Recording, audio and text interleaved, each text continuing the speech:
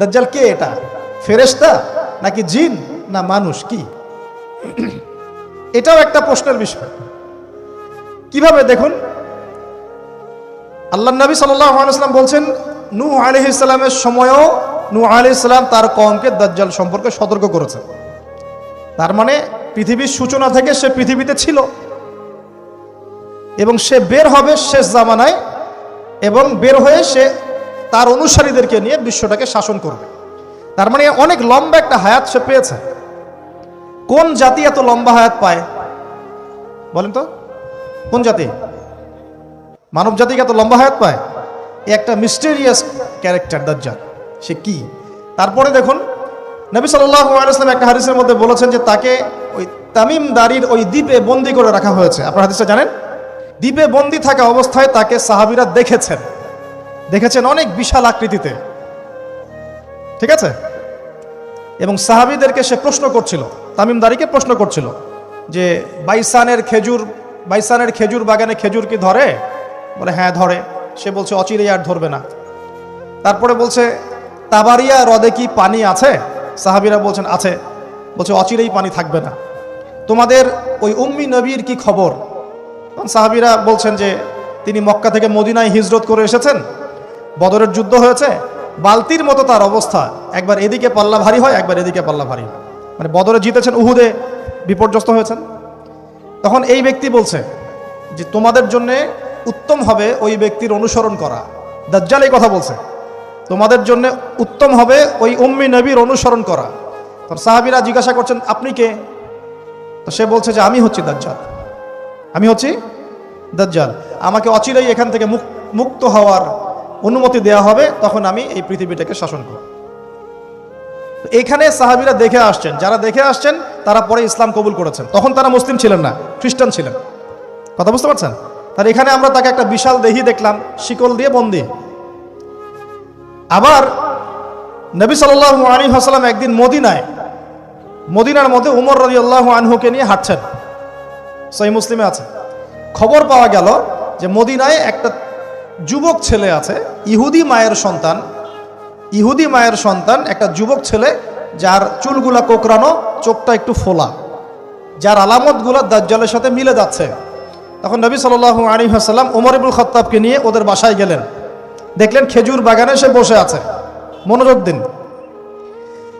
এবার নবীজি গিয়ে বললেন যে তুমি কি দেখো? সেই ছেলেটা বলছে আমি আরশ দেখি। আরশ বোঝেন? সিংহাসন। কোথায় তোমার আরশ? সেই ছেলে বলছে পানির উপরে। কোথায়? পানির উপরে। নবীজি বলছেন তুমি তো তাহলে শয়তানকে দেখো। নবীজি বলছেন তুমি কি বিশ্বাস করো যে আমি শেষ নবী? সেই ছেলে বলছে আপনি কি বিশ্বাস করেন যে আমি নবী? কি বুঝতে পারছেন কথা আমার? নবীজি বলছেন তুমি কি বিশ্বাস করো যে আমি শেষ নবী? সেই ছেলে বলছে আপনি কি বিশ্বাস করেন যে আমি নবী? উমর রাদিয়াল্লাহু আনহু তরওয়ালের খাপ খোলা সারা। তিনি বললেন যে ইয়া রাসূলুল্লাহ অনুমতি দেন, এর গর্দানটাকে নামাই দিই, বেয়াদব, আপনার সাথে বেয়াদবি করছে। তখন নবী সাল্লাল্লাহু আলাইহি ওয়াসাল্লাম বললেন দাআহু ইয়া উমর, তাকে ছেড়ে দাও। যদি সে সত্যিকার অর্থেই দাজ্জাল হয়ে থাকে, তুমি ওমর তাকে হত্যা করতে পারবে না।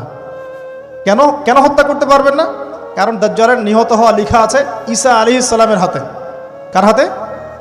ঈসা আলাইহিস সালাম যখন আসবেন, এই প্যালেস্টাইনের বাবে লুদ নামক জায়গায় দাজ্জালকে মারা হবে। ঠিক আছে কথা? তাহলে ওমর তুমি তাকে হত্যা করতে পারবে না। আর যদি সে দাজ্জাল না হয়ে থাকে, নিরপরাধ মানুষকে হত্যা করে কোনো লাভ নেই। এখানে চান্স নেওয়া হলো 50-50। এক হাদিসে আপনি দেখছেন নবীজি বলছেন নূহ আলাইহিস সালাম তার কওমকে দাজ্জাল সম্পর্কে সতর্ক করেছেন। এক হাদিসে নবীজি বলছেন সে বের হলে 40 দিন বিশ্ব শাসন করবে। প্রথম দিন 1 বছর, দ্বিতীয় দিন 1 মাস, তৃতীয় দিন 1 সপ্তাহ, বাকি দিন আমাদের মতো। আরেক হাদিসে নবীজি বলছেন তামিম দারি দেখে এসেছে তাকে কোথায়? দ্বীপে বন্দী অবস্থায়, সে ছাড়া পাবে অচিরেই। আবার এখানে নবী সাল্লাল্লাহু আলাইহি ওয়াসাল্লাম মদিনাতেই একটা যুবক ছেলেকে দাজ্জাল মনে করে ইনভেস্টিগেট করলেন। আপনার কাছে কি সাবজেক্টটা সহজ মনে হচ্ছে না কঠিন? খুব সহজ কি না কঠিন? চিন্তা করতে হবে কি হবে না? এতই জটিল একটা ক্যারেক্টার। শুধু তাই না, নবীজি আরো বলছেন সে যখন বের হবে 4টা জায়গার কথা পাওয়া যাচ্ছে হাদিসে। 4টা জায়গা কোত্থেকে বের হবে। এখানে কিন্তু নবীজি মদিনাতে তাকে খুঁজলেন, ইনভেস্টিগেট করলেন। আবার আরেকটা হাদিসে নবীজি বলেছেন সে যখন বের হবে শেষ জামানায়, তখন মক্কায় ঢুকতে পারবে না, মদিনায় ঢুকতে পারবে না। আপনারা হাদিসটা জানেন না? আলেমরা তো জানেন মক্কাতেও ঢুকতে পারবে না, মদিনাতেও ঢুকতে পারবে না, খোলা তরোয়াল নিয়ে ফেরেশতারা দাঁড়িয়ে থাকবেন। আবার সেই নবী মুহাম্মদ সাল্লাল্লাহু আলাইহি ওয়াসাল্লাম মদিনাতে এই ছেলেটাকে দাজ্জাল ভাবছেন, ইনভেস্টিগেট করছেন। তার মানে তারা সতর্ক ছিলেন। এই ছেলের নাম ছিল ইবনে সাইয়্যিদ। কি নাম? ইবনে সাইয়্যিদ, নাম মনে রাখবেন। এও একটা বিস্ময়কর ক্যারেক্টার। আবার সেই নবী সাল্লাল্লাহু আলাইহি ওয়াসাল্লাম বলেছেন শেষ জামানাতে দাজ্জাল বের হবে খোরাসান থেকে। কোন জায়গা? খোরাসান বলতে কোন জায়গা? এটা মূলত এর হার্ট হচ্ছে আফগানিস্তান, এর পাশে এই যে বেলুচিস্তান, এই যে উজবেকিস্তান, ইরানের কিছু অংশ, এই পুরো জায়গাটা, শুধু একটা দেশ না, পুরো জায়গাটা এর হার্ট হচ্ছে আফগানিস্তান। খোরাসান থেকে বের হবে। আরেক হাদিসে নবীজি বলছেন সে ইস্পাহান থেকে বের হবে। কোন জায়গা? ইস্পাহান এখন ইরানে।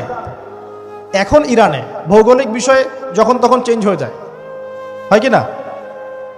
আগে কি ইরাক ইরান এরকম পার্ট ছিল? আগে কি এভাবে এই 52টা দেশের ভাগ ছিল? লেবানন, জর্ডান, সৌদি আরব, ইরাক, ইরান এরকম ভাগ ছিল না? এক অঞ্চল ছিল শাম, একটা হেজাজ, একটা নাজদ, এরকম আর কি ভাগ ছিল। তো এটা চেঞ্জ হয়। ওই হাদিসে আসছে ইস্পাহান থেকে একটাতে, আরেকটাতে আসছে ইরাক এবং শাম। শাম বলতে বোঝাচ্ছি এই পুরো প্যালেস্টাইন, লেবানন, জর্ডান, পুরো অঞ্চলটাই শাম। আর ইরাক তো আপনারা জানেন। ইরাক এবং শামের মাঝখানের একটা রাস্তা থেকে বের হবে। 3টা জায়গা। আরেকটা 4 নাম্বার খাল্লা নামে একটা জায়গা থেকে সে বের হবে। আর এই খাল্লা আপনি গুগলে সার্চ দিয়ে পাবেন না। গুগলের সাথেও দাজ্জালের অনুসারীদের একটা সম্পর্ক আছে, আপনার ফেসবুকের সাথেও আছে, প্রযুক্তিগুলোর সাথেও আছে, নিউক্লিয়ার ওয়েপন্সের সাথেও আছে, বর্তমান ব্যাংকিং সিস্টেমের সাথেও আছে, এবং বর্তমান গ্লোবাল পলিটিক্যাল অ্যাফেয়ার্সের সাথেও দাজ্জালের অনুসারীদের সরাসরি সম্পৃক্ততা আছে। আমি বলি নাই দাজ্জালের সম্পৃক্ততা আছে, দাজ্জালের অনুসারীদের সরাসরি সম্পৃক্ততা আছে। ওই যে 4টা জায়গার কথা বললাম, সে বের হবে ইত্যাদি ইত্যাদি। এবার সে মানুষের রূপ ধরে আমাদের সমাজে প্রবেশ করবে এবং তার অনুসারীদেরকে নিয়ে ম্যাসাকার করা শুরু করবে। কিন্তু মুসলিমদের মধ্যে একটা বাহিনী শেষ পর্যন্ত তার সাথে যুদ্ধ করতে থাকবে, শেষ পর্যন্ত। লা তুকাতিলুনাল ইয়াহুদ। এমনকি গাছের পিছনে ওরা লুকালেও আল্লাহ নবী বলছেন যে গাছ পাথর কথা বলবে, আমার পিছনে আছে, এসো মেরে যাও। হতে হতে হতে হতে যখন মুসলিমরা একটু কোণঠাসা, আল্লাহ পাক পাঠাবেন আসমান থেকে ওই মাসিহকে, যে মাসিহকে তারা চিনতে পারে না। আর ওরা যাকে মাসিহ মনে করছে, তাহলে এই মাসিহটা কে? এ মিথ্যা মাসিহুদ দাজ্জাল। কথা বুঝতে পারছেন? তাহলে সবচেয়ে বড় প্রতারণার শিকার কারা হচ্ছে? এই ইহুদিরাই। এই বিশ্বের সবচেয়ে বড় প্রতারণার শিকার তারাই হচ্ছে। মাসিহুদ দাজ্জাল ওদেরকেই প্রতারণা করছে। বুঝতে পারেননি কথা? ওদের সাথেই সবচেয়ে বড় প্রতারণা হচ্ছে। ওরা মনে করছে এই সত্যিকারের মাসিহ, সে আসলে আমরা বিশ্ব রুল করবো। সে সত্যিকারের মাসিহ নয়। ঈসা ইবনে মারিয়াম আসবেন, কিভাবে সেটাও এসেছে। 2 জন ফেরেশতার কাঁধে ভর দিয়ে তিনি নামবেন শাম অর্থাৎ সিরিয়ার দামেস্ক শহরের মধ্যে। কোন শহর? দামেস্ক। এই জায়গাগুলো খুব বরকতময়। আল্লাহ নবী দোয়া করেছেন, আল্লাহ শামে বরকত দাও, আল্লাহ ইয়েমেনে বরকত দাও, আল্লাহ শামে বরকত দাও, আল্লাহ ইয়েমেনে বরকত দাও।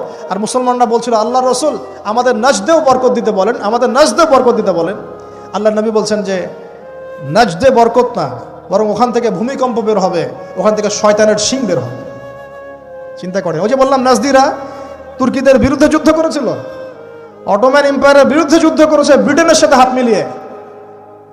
ওরাই এখন সারা বিশ্ব, বাংলাদেশে এদের লেসপেন্সার আছে বহুত, বাংলাদেশে এদের বহুত লেসপেন্সার আছে। তারা বলে, ওই যে দেখবেন যে যখনই আমরা এগুলো নিয়ে আপনাদেরকে সচেতন করতে চাই, বলে এরা তো খারাজি হয়ে গেছে, উগ্র হয়ে গেছে, এই হয়ে গেছে, সেই হয়ে গেছে। এভাবে করে গভর্নমেন্ট প্রশাসন সবার কাছে আমাদেরকে বিতর্কিত করার চেষ্টা করে। অথচ আমরা কি কারো শত্রু? আমরা কি এই আলোচনাগুলো করে ওয়ার্ল্ডের প্রেক্ষাপট বদলাতে পারবো? পারবো না। কিন্তু আমাদের প্রজন্মকে আমরা জানাতে তো পারবো, যাতে তারা আত্মবিশ্বাসী হয়ে গড়ে ওঠে যে আমরা এই নতজানু মনোভাব নিয়ে পৃথিবী থেকে যাবো না ইনশাল্লাহ। আমরা পৃথিবী থেকে মাথা উঁচু করেই যাবো ইনশাল্লাহ। মুসলিমদের হাতেই বিশ্বের বিজয় লেখা আছে, আস্তে আস্তে বিশ্ব ওদিকে যাবে, এটা তো ওদেরকে জানতে হবে। আমরা তাদেরকে জানাচ্ছি মাত্র। তো নাশ থেকে বের হবে শয়তানের শিং, এটা বলা হয়েছে। যাই হোক, এখন ঈসা ইবনে মারিয়াম আসবেন এই সিরিয়ার দামেস্ক। চুল দিয়ে টপ টপ করে পানি পড়তে থাকবে, মুক্তা ঝরছে এরকম পানি। তার নিঃশ্বাস যতদূর পর্যন্ত যাবে ততদূর পর্যন্ত কাফেরা মরতে থাকবে। সুবহানাল্লাহ। এমনকি তিনি খুঁজতে খুঁজতে দাজ্জাল পর্যন্ত আসবেন। দেখবেন যে মুসলিমদেরকে অবরুদ্ধ করে রাখা হয়েছে, বলবেন দরজা খুলে দাও।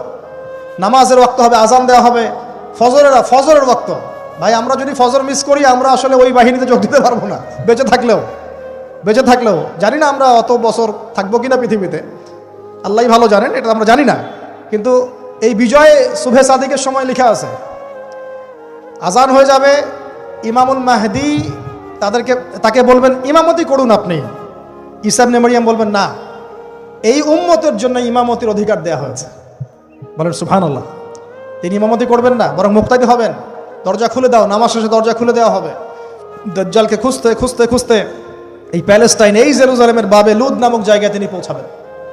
সেখানে দেখবেন মাসিহুদ দাজ্জাল আছে। দাজ্জাল তাকে দেখার সাথে সাথেই লবণের মতো গলতে শুরু করবে। সেখানে তিনি তাকে হত্যা করবেন। একজন একজন করে এই সন্ত্রাসী যারা এখন এই নিরীহ মানুষদেরকে হত্যা করছে, এদেরকে হত্যা করা হবে একজন একজন করে, একজনকে ছাড়া হবে না। আমি জন্য বলছি, মন থেকে বলছি, এই যে এক একটা আমাদের বাচ্চা, আমার এক একটা বাচ্চার রক্তের প্রতিশোধ নেওয়া হবে ইনশাআল্লাহ। আমাদের এক একটা বোনের ইজ্জতের প্রতিশোধ নেওয়া হবে ইনশাআল্লাহ। এক একজন ভাইকে যে বুলেট ছোড়া হয়েছে এর প্রতিশোধ নেওয়া হবেই হবে ইনশাআল্লাহ। কে নিবেন? ওই যে বললাম, আপনি পারছেন না, আপনি হয়তো বলছেন দোয়া করছেন এতটুকু পর্যন্তই। ইনশাআল্লাহু তাআলা আল মাহদি আর ঈসা ইবনে মারইয়াম সেটা করে দেখাবেন ইনশাআল্লাহ। তারপরে সেখান থেকে তিনি ইসলামী খেলাফা রিস্টোর করবেন। 40 বছর তিনি পুরো বিশ্বকে শাসন করবেন। কত বছর? তখন অবস্থা এত সুখ সমৃদ্ধির হবে, একটা ডালিমের খোসার নিচে একটা পরিবার আশ্রয় নিতে পারবে। একটা ডালিম দেখে তো কতটুকু, এটা বড় হবে, বড়, এর নিচে আপনি ঢুকতে পারবেন, এত বড় ফল হবে, উর্বর হবে মাটি, সবুজ শ্যামল, বৃষ্টিপাত বেশি হবে, এগুলো হতে থাকবে। এর মাঝখানে আবার ইয়াজুজ মাজুজ বের হবে। ইয়াজুজ মাজুজ বের হওয়ার পরে পৃথিবী ম্যাসাকার করবে। তারা এমনভাবে পৃথিবীতে ম্যাসাকার করবে যে ঈসা আলাইহিস সালাম এবং তার অনুসারীরা তুর পাহাড়ে গিয়ে লুকাবেন, আত্মগোপন করবেন, এবং তাবারিয়া হ্রদের পানি তারা খেয়ে ফেলবে। পরের দল এসে বলবে কোনো এক সময় মনে হয় এখানে পানি ছিল, মানে পানি সব খেয়ে সাবার করে ফেলবে। আপনারা বুঝতে পারছেন? ঈসা আলাইহিস সালাম দোয়া করবেন, আল্লাহ এই আযাব থেকে আমাদেরকে তুমি বাঁচাও।